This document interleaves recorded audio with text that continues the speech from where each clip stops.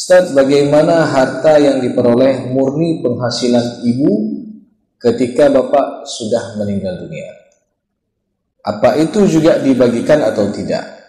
Atau hanya harta bapak saja yang dibagikan?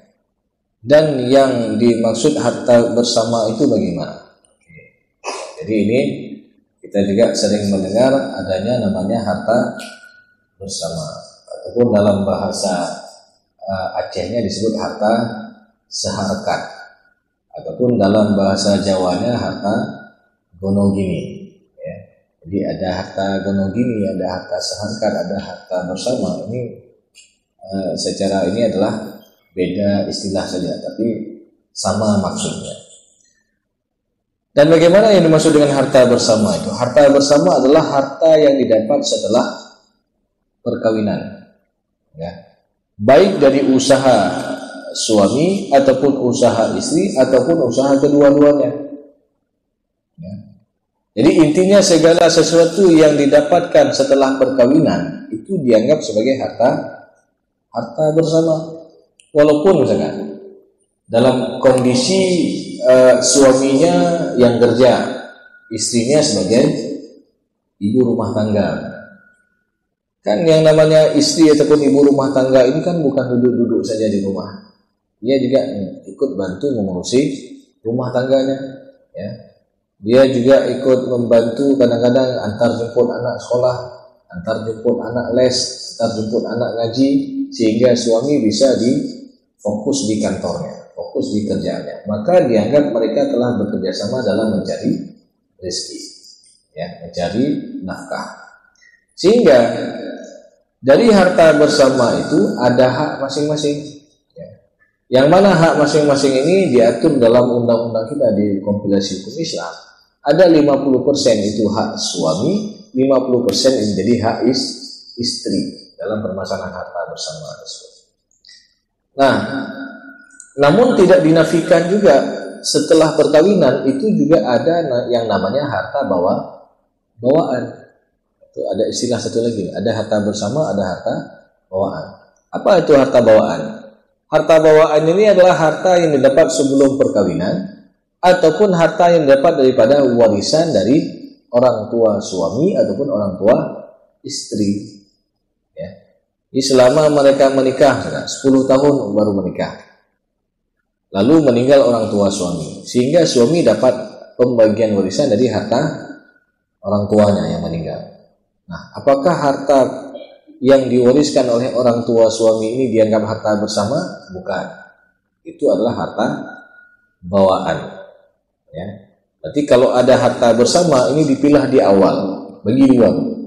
Setengah jadi hak suami, setengah jadi hak istri. Nah, setengah yang menjadi hak suami, misalkan yang meninggal suami ini, ditambah dengan harta bawaan suami, itu baru namanya harta tirkah ataupun harta peninggalan suami. Nah, lalu apakah harta peninggalan suami ini langsung difaraidkan? Tunggu dulu. Ada kewajiban-kewajiban. Ya. Apa kewajibannya? Yang pertama, untuk melunaskan ataupun menyelesaikan berkaitan dengan tajhiz mayit, biaya persiapan pemakaman almarhum, pembelian kafan, transportasi ambulan misalkan, untuk bayar tanah kuburan. Ya, mungkin kalau kita di Aceh di sini masih banyak tanah wakaf kuburan. Masih banyak kita di kampung-kampung itu ada namanya iuran fardu kifayah. Sehingga itu semua sudah dihandle sama pihak kampung. Ya, untuk kafannya, untuk kerendanya, ya, sampai kuburannya, ya. Tetapi kalau di kota-kota besar itu mereka harus coupling tanah kuburan. Beli kafan lagi, ya, transportasi ambulan lagi, dan lain sebagainya. Maka uangnya dari mana? Kalau tidak ada yang tanggung, maka harta ini diambil daripada harta peninggalan almarhum. Ya, jadi ini. Kemudian yang kedua, sebelum harta itu dibagi untuk ahli waris adalah diselesaikan dulu yang berkaitan yang namanya hutang piutang. Hutang itu ada dua macam, ada hutang berkaitan dengan hak Allah dan ada hutang berkaitan dengan hak manusia. Hutang yang berkaitan dengan hak Allah bagaimana?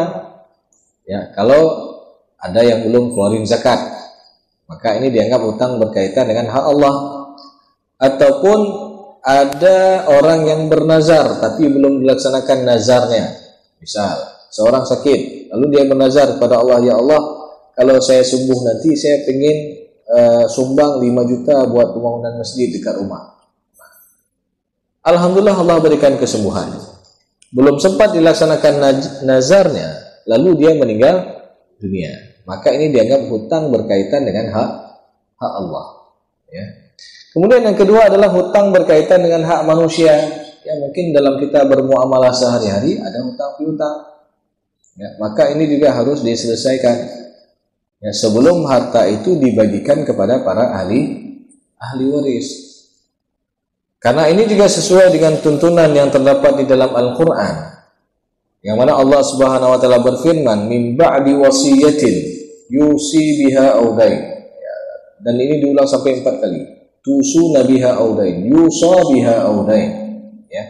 Ini diulang sampai 4 kali. Bahwasanya pembagian warisan itu dilaksanakan setelah dilaksanakan wasiat ataupun hutang.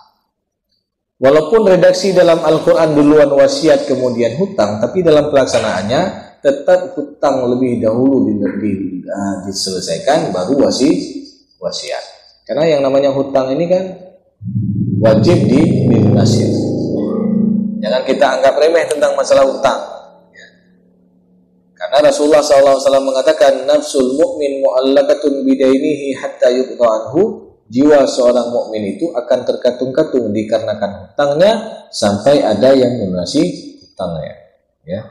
Kemudian yang ketiga adalah sebelum harta itu dibagi kepada para ahli warisnya harus dijalankan wasiat almarhum selama wasiat itu tidak bertentangan dengan syariat.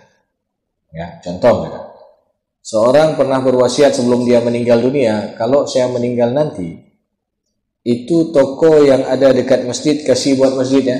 Nah, maka karena ini adalah wasiat daripada almarhum, ya, ini harus dijalankan oleh para ahli warisnya. Selama nilai yang diwasiatkan itu tidak melebihi daripada 1/3 dari total harta peninggalan almarhum. Ya. Katakanlah misalkan ada harta peninggalan almarhum 900 juta. Toko yang dihibah tadi ataupun yang diwasiatkan tadi untuk masjid nilainya nggak sampai 300. Maka apakah ini boleh dilaksanakan? Boleh dilaksanakan. Tapi kalau misalkan nilai tokonya tadi mencapai 400-an, ya, berarti udah lebih daripada 1/3. Maka dalam hal ini butuh keizinan daripada semua ahli waris. Ya. Jadi kalau ahli waris sepakat terhadap apa yang diwasiatkan yang melebihi daripada 1/3, maka ini boleh dijalankan ketika ada kesepakatan daripada semua ahli waris. Tapi kalau ada ahli waris yang nggak sepakat, maka harus dikembalikan kepada batasan maksimal yaitu 1/3 dari total harta peninggalan almarhum. Jadi kalau sudah dilaksanakan wasiat tadi, baru harta itu difaraikan untuk ahli warisnya. Maka kalau tadi ditanya, bagaimana ini yang meninggal ayah, bapak? Apakah harta yang dihasilkan oleh ibu juga dikategorikan sebagai hak yang harus difaraidkan? Tidak.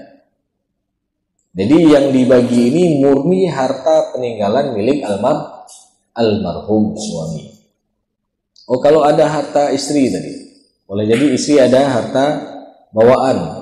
Ya, harta warisan dari orang tuanya, apakah ini difaraidkan juga? Tidak, karena yang meninggal itu adalah suami. Ya. Berarti yang dibagi adalah harta milik suami, sedangkan istrinya masih hidup. Ya. Jadi ini harus dipilah. Nah, yang mana yang menjadi hak istri, yang mana yang menjadi hak suami. Baik.